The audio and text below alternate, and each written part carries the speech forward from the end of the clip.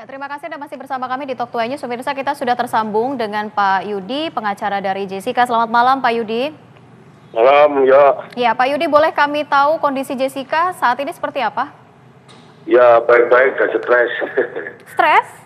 Iya, bukan stres, ketakutan karena banyak wartawan yang meliput ingin bertemu, jadi kelelahan lah. Ya, Pak Yudi. Keluarganya juga Mhm. keluarganya juga bingung gitu.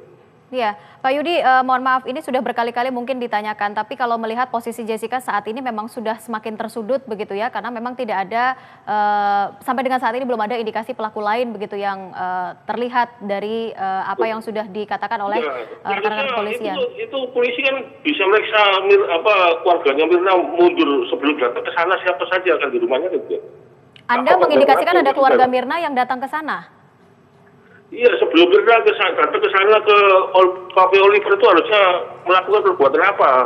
Itu yang harus dicek polisi. Apa dasarnya Anda mengatakan demikian, Pak Yudi? Logika saja, logika kan itu jedanya cuma 15 menit aja duduk di sana, terus setelah itu tidak sadarkan diri. Jadi bukan karena kopi itu seharusnya ditarik mundur, dia melakukan apa sebelum itu, sebelum datang ke Oliver itu. Itu yang wahyu ya, perlu diketahui. Oke, kalau secara kronologis dikatakan Mirna sebelum tiba di Grand Indonesia adalah bersama suaminya, diantarkan oleh suaminya. Suami tidak ikut ke dalam, hanya mengantarkan saja begitu ibaratnya, kemudian ditinggal. Ya, itu sebelumnya itu apa? Ya, sebelumnya itu suaminya apa, dilakukan apa kan gitu. Mereka kemana kan gitu ya.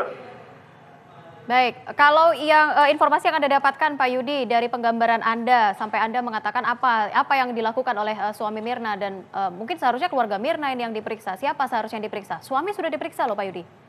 Loh iya, suami kemana saja itu sebelum ke Oliver itu? Tarik mundur toh. Anda sudah dapatkan informasi? Apa? Anda sudah dapatkan informasi terkait pemeriksaan dari suami Mirna? Oh belum, saya tidak tahu. Saat ini apa sih sebenarnya yang dirasakan oleh Jessica mungkin selain dengan kondisi yang stres seperti itu, apa yang sempat diucapkan oleh Jessica atau disampaikan kepada Anda? Oh enggak ya, dia kan karena banyak wartawan yang kejar-kejar jadi pusing semua sekeluarga ini gitu loh. Mau Saat ini keluar makan tidak bisa, mau ke pasar tidak bisa gitu. Baik. Gitu. Saat ini posisi Jessica di mana ya Pak Yudi? Ya, tidur di hotel sementara 1-2 hari ini saja. Karena kondisi yang tidak nyaman dan membuat dia tidak tenang. Tidak nyaman. Kita ditegur Pak RT, waduh kok begitu banyak ini mengganggu tetangga-tetangga. Waduh kita juga nggak enak toh. Pak Yudi, ada dalam sebuah wawancara orang tua Mirna sempat mengatakan ada kebohongan yang disampaikan oleh Jessica terkait dengan apa sebenarnya yang dipesan. Tidak benar. Masalah air putih itu loh. Kalau Jessica itu memang disuruh Mirna ngambil air putih. Jessica diperiksa pun dicocokkan dengan bolnya kafe, dengan WhatsApp itu pesan koktail gitu. Dan kopi itu yang diminta Mirna di WhatsApp-nya itu. WhatsApp-nya itu kan grup. Gitu loh. Betul. Nah itu kan apakah itu kebohongan dicocokkan dengan fakta hukumnya yang diakui oleh Jessica. Kalau dia nggak tahu, nggak ada di lokasi, jangan ngarang-ngarang dong. Itu tambah memperkeruh keadaan gitu loh.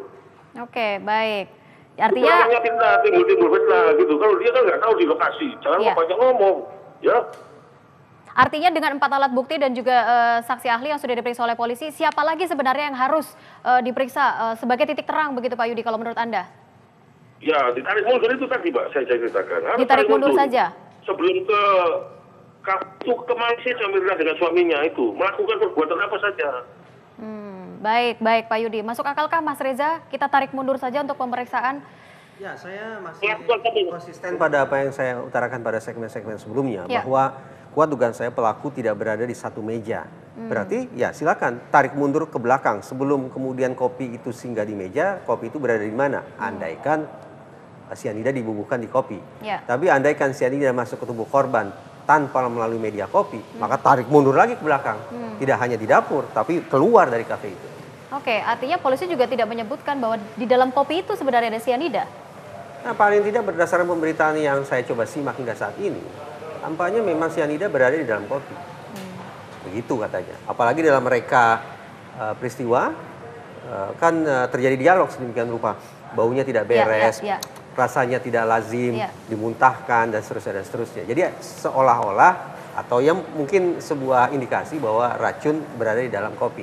Saya gunakan kata indikasi karena ya pada akhirnya kan harus ada proses pembuktian apakah betul-betul zat sianida itu berada di dalam kopi. Tapi kembali ke poin paling pertama. Tahap pertama pemanfaatan alat bukti sudah selesai menurut saya.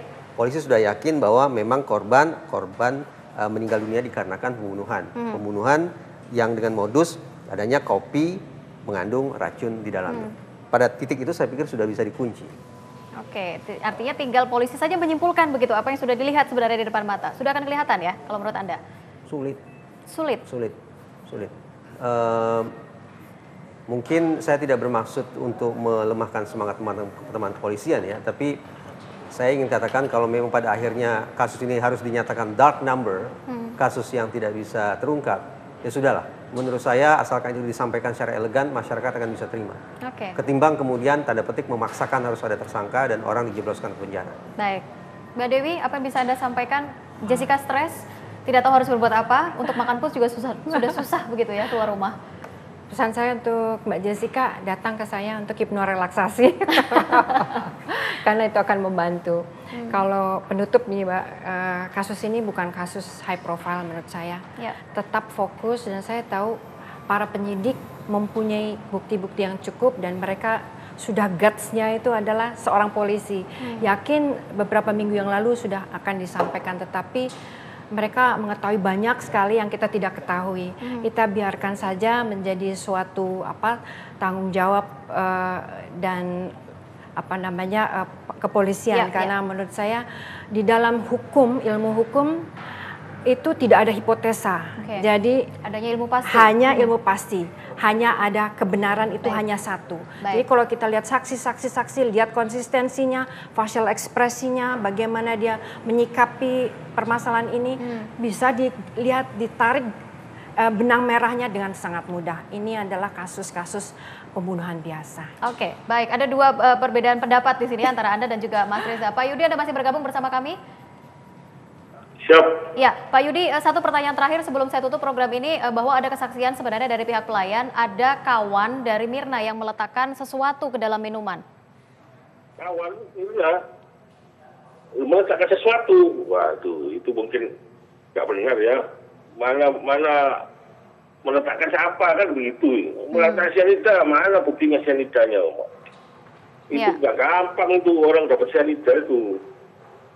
Tapi kalau menurut Anda sebenarnya menurut pasal 185 angka 2 KUHP Mbak ya, kesaksian saja itu tidak cukup membuktikan bahwa kalau terdakwa itu di pengadilan ya, kalau di pengadilan terdakwa bersalah, harus ada alat bukti yang sah. Nah itu loh. Pasal itu harus diacu, polisi mengacu pasal itu. Nah kalau kesaksian saja tidak terdapat alat bukti yang sah, ya lolos tetap gitu aja. Artinya hanya berupa ucapan saja yang disampaikan, tidak cukup untuk membuktikan begitu ya Pak Yudi ya? Terdakwa itu bersalah di pengadilan itu. Baik Pak Yudi, saya harus tutup program ini. Terima kasih Anda sudah bergabung bersama kami. Salam kami untuk Jessica. Angka 2, dibaca coba. Baik, terima kasih Pak Yudi. Terakhir saya ke Mas Alf. Apa yang bisa Anda gambarkan? Anda juga masih kabur. Terlalu banyak kepentingan. Yang ikut campur, terlalu banyak opini. Tetap menjadi tanda tanya kalau menurut Anda. Baik, mungkin sesuai dengan judul kami, masih menjadi sebuah benang kusut. Tidak cukup hanya sebuah kesaksian, namun juga butuh alat bukti. Dan kalau memang Mas Reza mengatakan pelaku mungkin tidak berada di dalam satu lokasi yang sama, kita tarik mundur ke belakang seperti apa? Kita nantikan seperti apa hasil akhir penyelidikan dari pihak kepolisian. Masih tetap menjadi tanda tanya siapa sebenarnya pelaku pembunuh dari Wayan Mirna Salihin. Saya harus akhiri Talk to iNews pada malam hari ini. Mas Reza, Mbak Dewi, terima kasih sudah hadir. Mas Alf, terima kasih sudah membantu kami untuk menerjemahkan. Dan terima kasih untuk Anda pemirsa yang sudah bergabung di www.inewstvmobile.com. Kita ketemu lagi di Talk to iNews hari Senin. Selamat malam, sampai jumpa.